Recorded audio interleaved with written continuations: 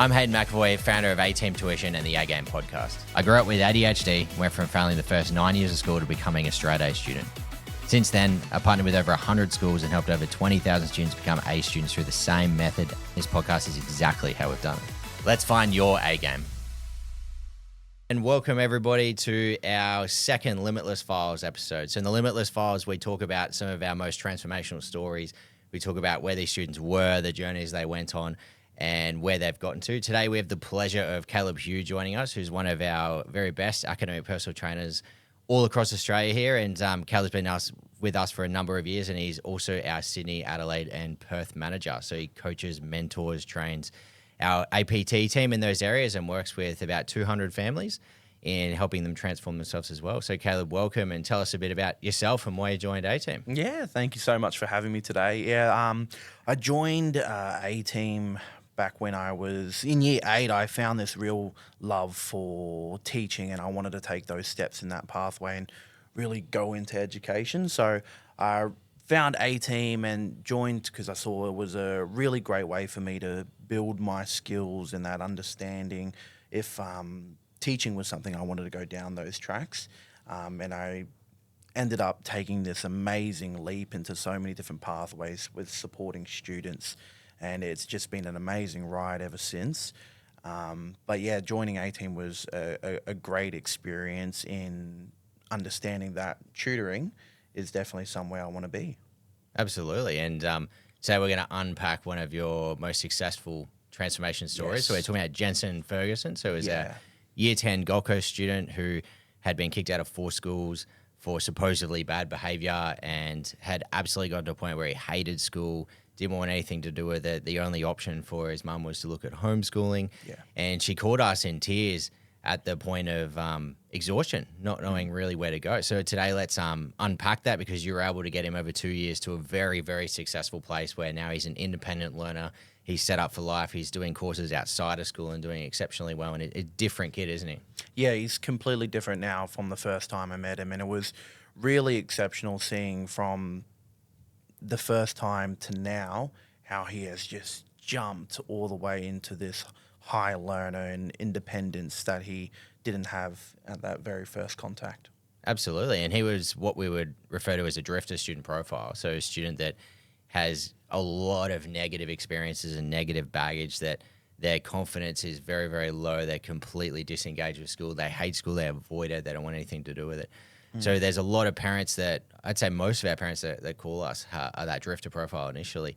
And I think Jensen's a great story to touch on. And in this episode, we're going to unpack his journey from your perspective and what you've seen. And I'll ask some questions around different key moments along the way. And hopefully there's some parents out there that we can come right around at the end and leave them with some lessons of where to go next if they've got a student like that. So do you want to kick off and tell us about the moment you first got the call up for Jensen and were allocated his case, and what was going through your head, and how did you prepare for that first session, and what was that first session like? Yeah, it was definitely a nerve-wracking one, because Jensen was actually one of my very first students that I'd ever taken on when I was with A-Team. So when I received his kind of case file, we got a nice blurb about the kind of struggles and all those difficulties they were facing at the time. And 2 major things that I had noticed was that he had been diagnosed with ADHD, so he had that massive struggle in school. But then the fact that he'd been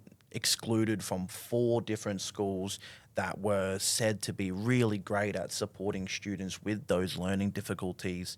And I just saw those 2 things as a massive challenge for myself in terms of getting him ready for life and moving forward, and also the engagement and really being that connection for him and his education. And planning for that, it was definitely a long time. I think I spent maybe about 4 hours when I had first accepted the student, Jensen, to really understand. I had gone on some online, looked at some resources on how I can approach the methods of supporting students with ADHD, and just kind of that drifter profile that we have, that someone that really has that disconnection from school. And it was really something that I was unsure if I'd be able to support with in that first kind of initial time when I accepted it, but I knew that reading that profile and kind of understanding Nikki, even just from the words, I could see that it was something that I was like almost their final hope for Jensen and his learning, or he'd have to go down a pathway that I don't think they'd be too happy with.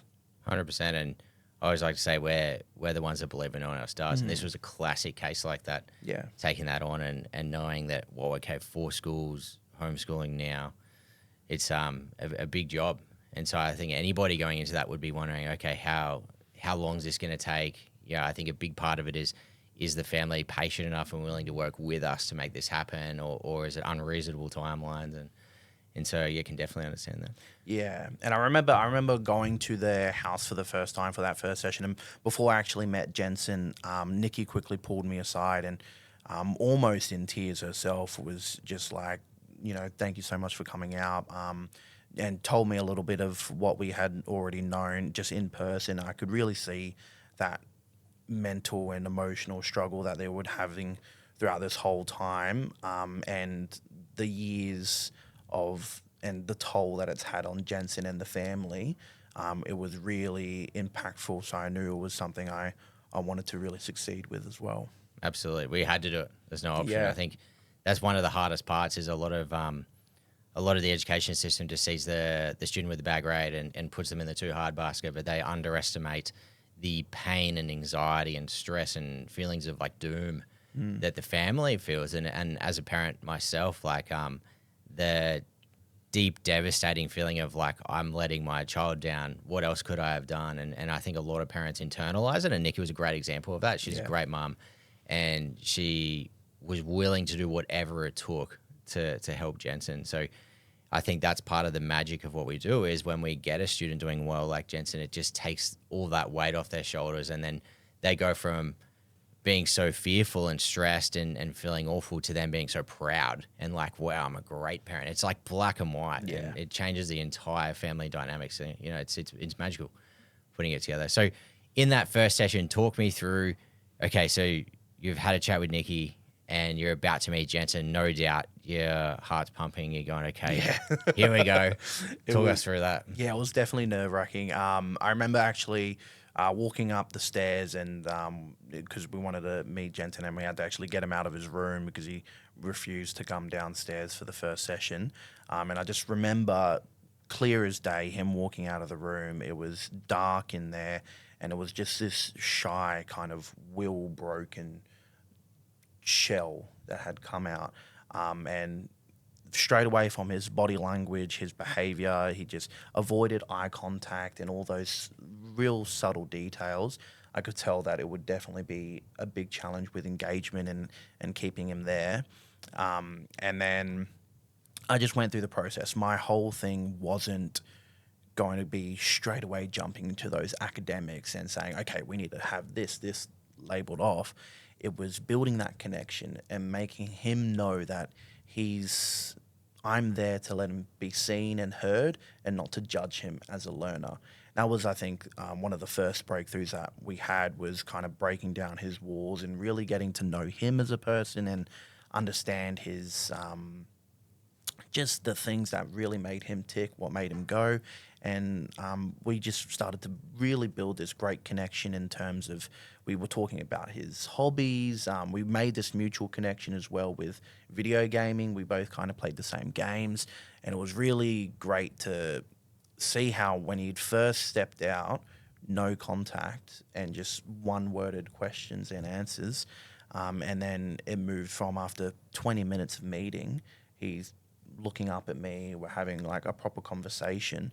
So he already had this massive step from, okay, you're not just another teacher, you're someone that's actually here for me and that can really guide me down that pathway.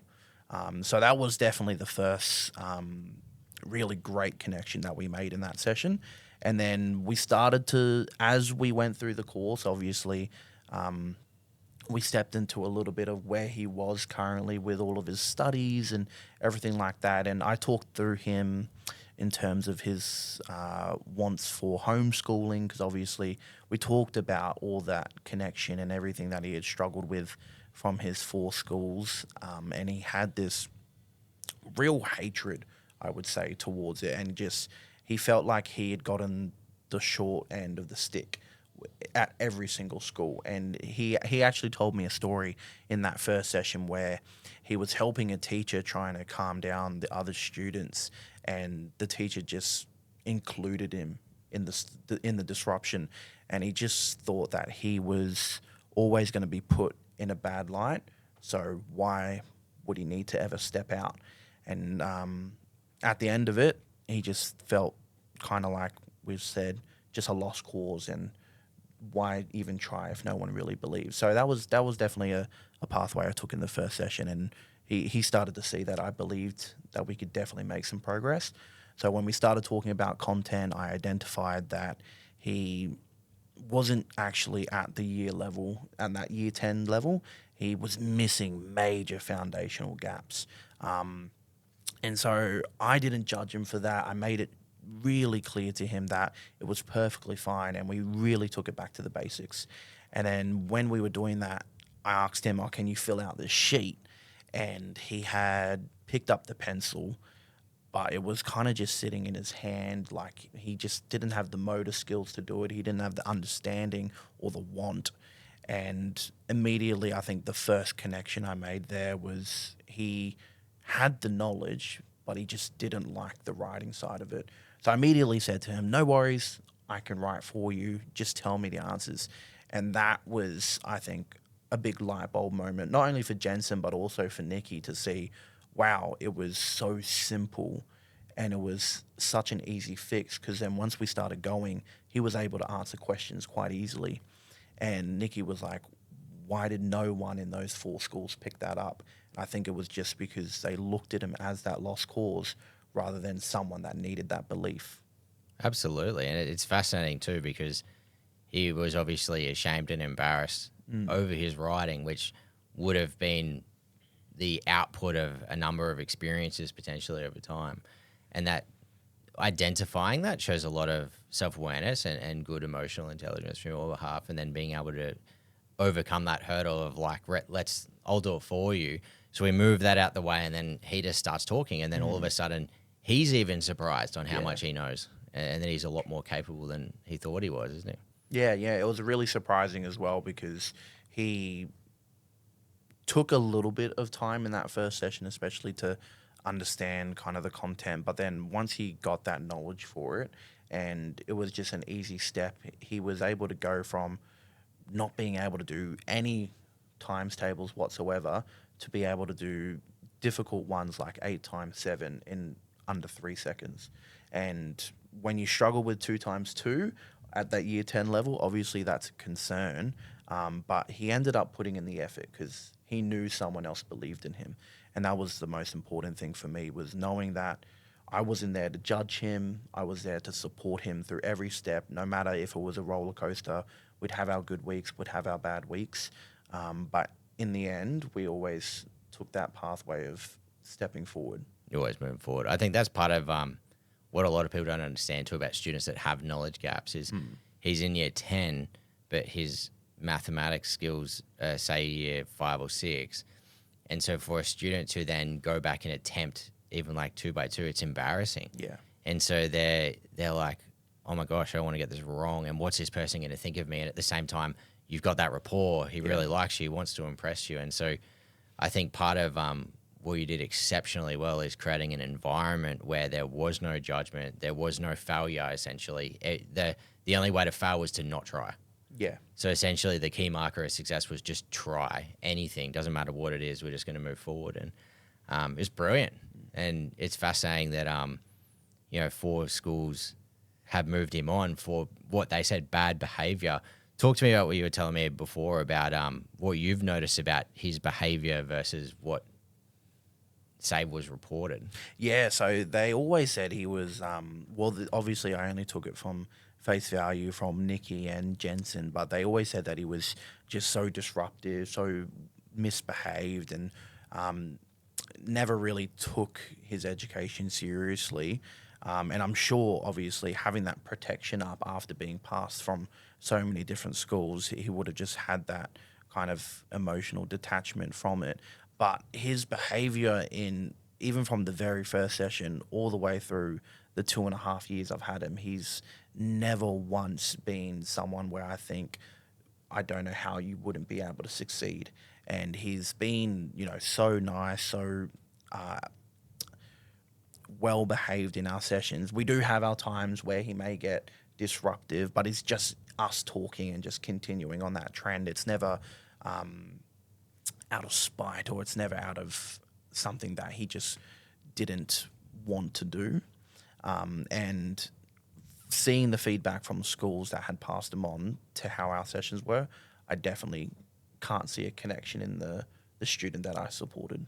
Absolutely, and I think part of it too is kids become who they, what they do, what they think they're good at, and and they avoid what they think they're bad at. And if you're being told all the time that you're misbehaving, you're a bad kid, you start believing that and you become that, and that's who you are. And so a lot of it is fueled by being put in that bucket. I just don't think the school system was set up for a student like Jensen.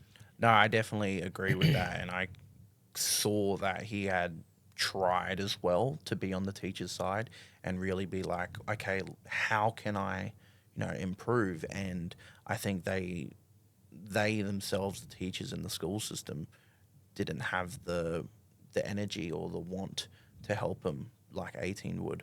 So it was really a great thing, being able to connect with him and watch his growth in his maturity, his behavior, and ultimately his education.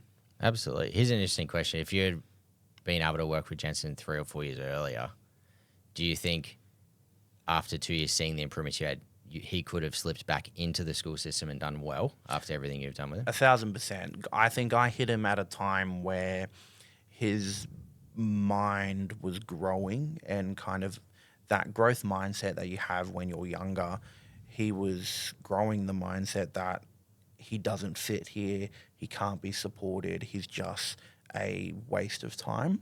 So if you go through that process of year 7, year 8, year 9, struggling with that mentality, you're going to hit that year 10 and just think flat, I can't do this. So if I was there for him, maybe at that year 7, year 8, I think we could have broken that a lot quicker. And then hitting to his senior schooling, year 11, year 12, we would have caught up in those foundational gaps. We would have had the understanding that he needed to be able to succeed in the school system. But I think it was, joining us a little bit too late for him to be able to slip in and just really fit in. But it was an important step that they made. Better late than never, I guess. Absolutely. And he's studying now, post-school, Yes. so talk to us about that. Yeah, so he's we just recently were going through a wildlife course, so he was always fascinated with animals and kind of the support that they have. And post school, he finished up, and they were wondering where he should be taking his pathways, and he did say, "I'm really interested in this. I'd love to do wildlife." So we looked at wildlife courses through TAFE, and we started doing those. And the massive step that I saw him take was when we were working in our earlier years, I would have to do a lot of the writing, and it was just the style that he preferred. And it didn't mean that he didn't understand or know the knowledge of the content. It was just he preferred someone else to be able to put all of his words on the paper. But when we did that wildlife course, I was just amazed at how much more initiative he took in completing assessments, exams. Like, I would step out for just a minute just to go to the bathroom, and I'd come back and he'd already completed a quiz and had received 90% on it. And it was just amazing, because I know for a fact the person I'd supported a year and a half ago would have probably closed the laptop and gone back into his room. Absolutely. Yeah, it's massive. Talk to us about what that journey was like in that first year. Like, was it a linear progression or more of a roller coaster? It was definitely a roller coaster, but I don't think it was kind of like linear, but a roller coaster. So even though we had our ups and downs, it would never go back to the point where we started. It was always still progressing in that positive direction. And is a good example is for homework. So every week I would want him to do homework, just because it was really important for him to still know he needs to be independent at some point. But he can always depend on me when it came to going through homework and things like that.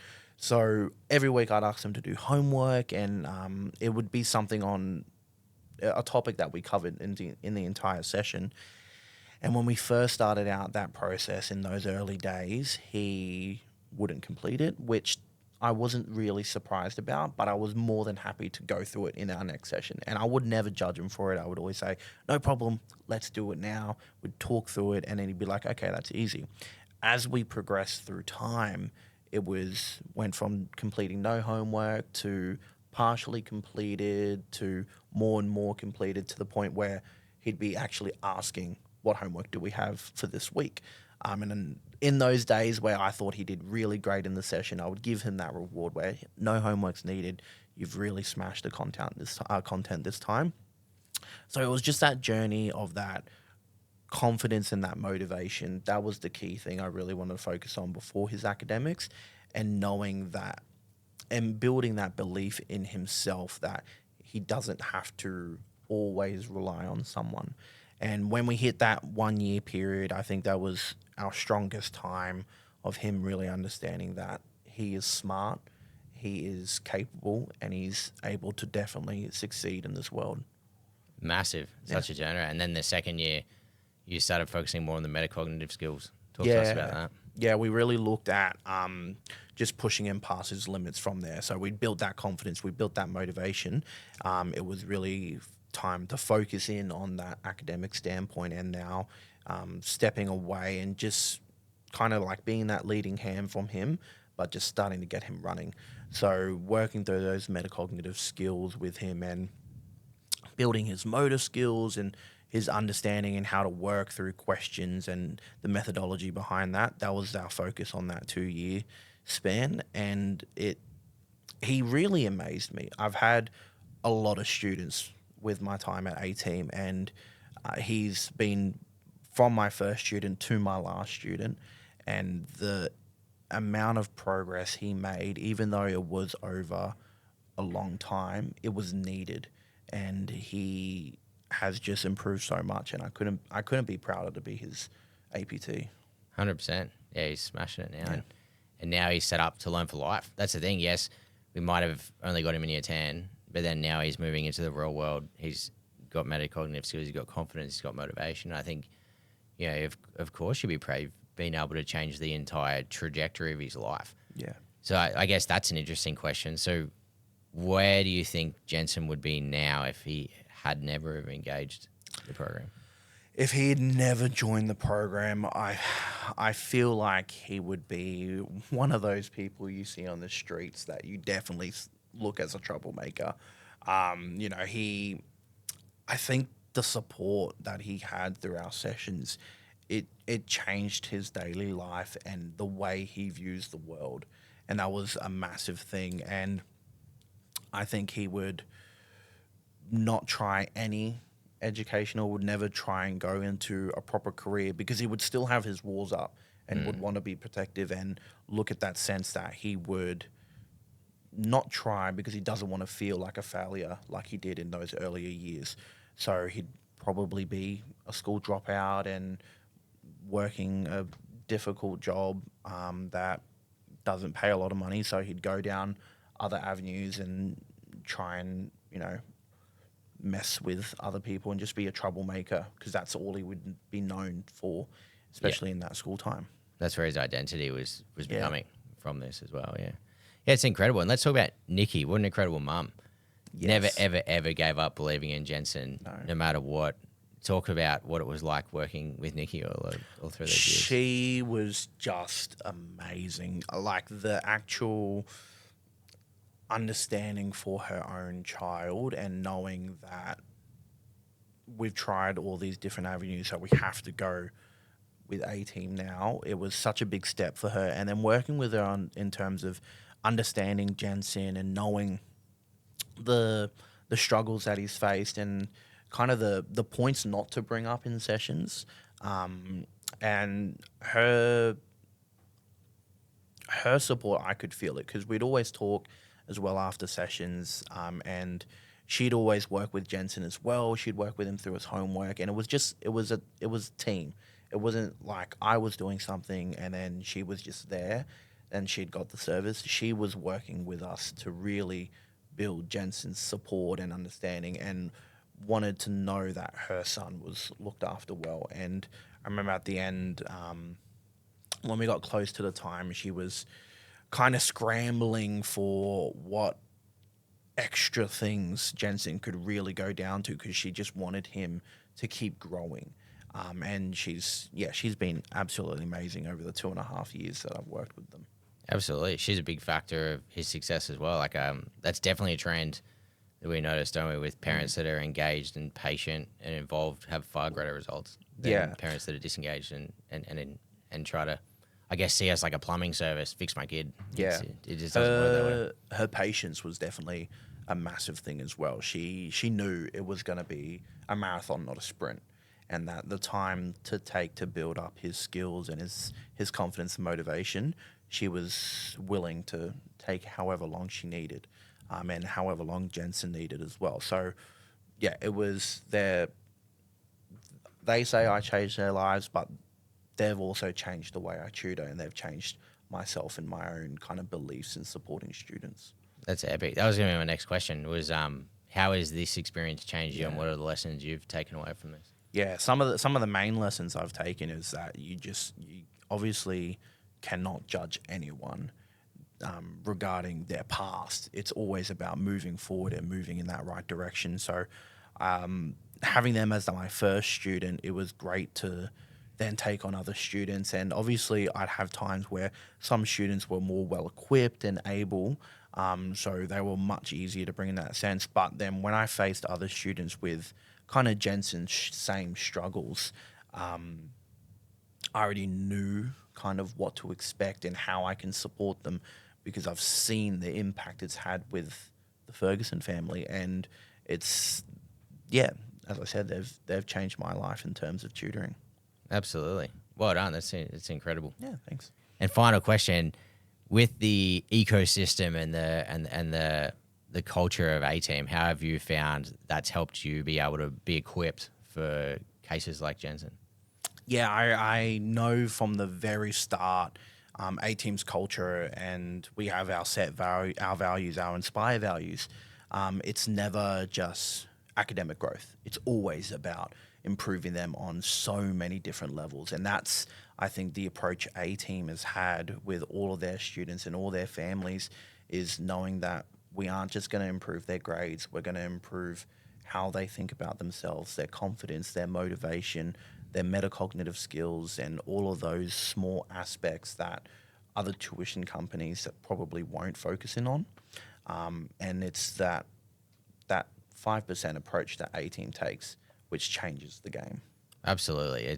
We're obsessed with whatever it takes to get real sustained transformation, not just give you a few extra questions to do well before an exam and prep you up for that one exam. It's like truly the identity transformation and the systemic transformation to set the student up for life. Like we always say at A-Team, we're transforming one student at a time, which is transforming the future of Australia one student at a time. It's really cool. It was evident in that approach. I took A-Team's values, gave it to Jensen's kind of tuition sessions, and he truly has transformed. Absolutely. Nailed it. Yeah. Such a fantastic story of transformation. One of the most powerful, I think, and prolific transformations that we've come across from where Jensen was to where he is today. And it'll be a pleasure to watch Jensen's journey into the next few years and see what he achieves from here as he keeps building onto this. Definitely. So thanks so much for coming today, No Caleb, and talking us through that transformation. It was absolutely incredible. And hopefully for you, those out there that are listening, you've picked up some gems here and some inspiration here that you can take to sharpening your A game. Thanks, guys, and we'll see you on the next episode. Thanks.